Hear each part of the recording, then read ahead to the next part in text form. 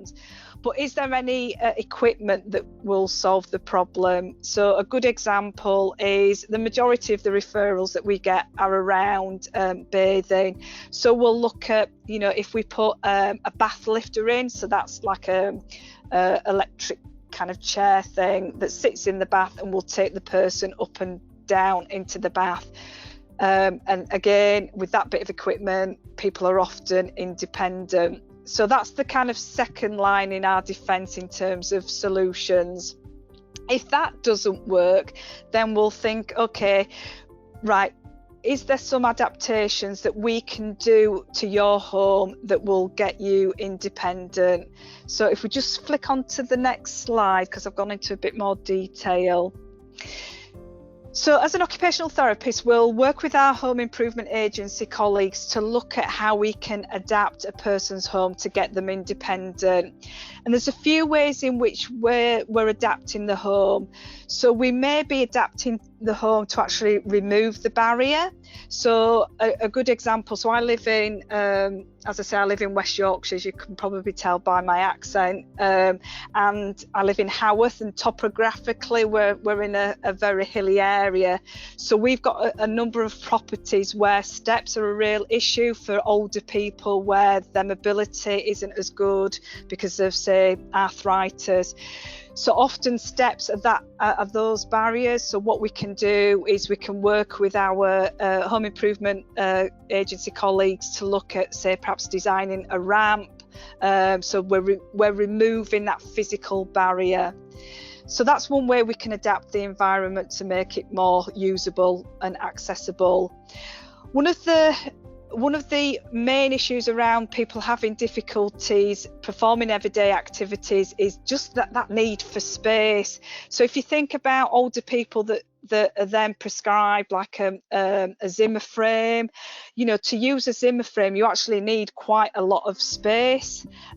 So what we'll often do in terms of adapting the home is actually adapt the home so that we create that extra space that we need, so the person's actually got the space to use perhaps bits of equipment, or if people require carers to support them, we'll use adaptations, we'll adapt the home to create that space.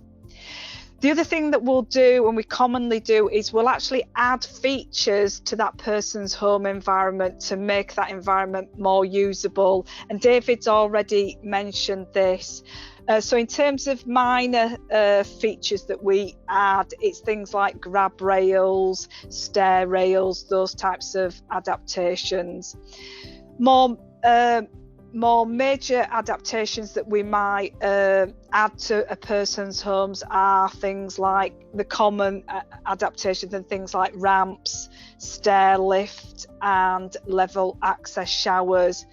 For people with more complex needs, then it may be that we add complete features such as an extension that includes a downstairs bathroom, bedroom and those types of features.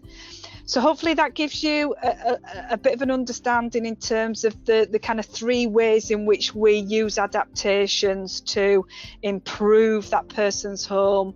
And it's all about removing those barriers, creating that space, adding those features so that people are able to do those everyday activities of daily living. Now, adaptations are a crucial part of what we do in social services because it's a really cost-effective way of actually meeting people's needs. If we can't adapt people's home, if we can't keep people independent, then the next step is obviously people having packages of care, home carers coming in, and that, over, as you can well imagine, is really costly. Or the next step is often people having to go into long-term residential care. So as I say, adaptations are a kind of real cornerstone in terms of how we are keeping people living in their own homes independent. And as landlords, obviously, you've got those properties, so you play a really important part in terms of helping social care keep people in the homes that you have and keeping them independent, so that we're not having to pay for more costly solutions.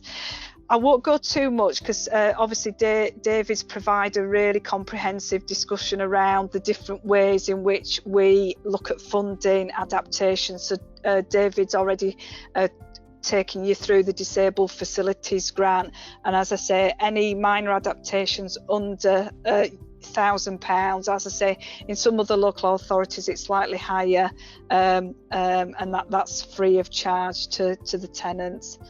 So hopefully that all makes sense. I'm sure that we can circulate the slides if people want the slides after.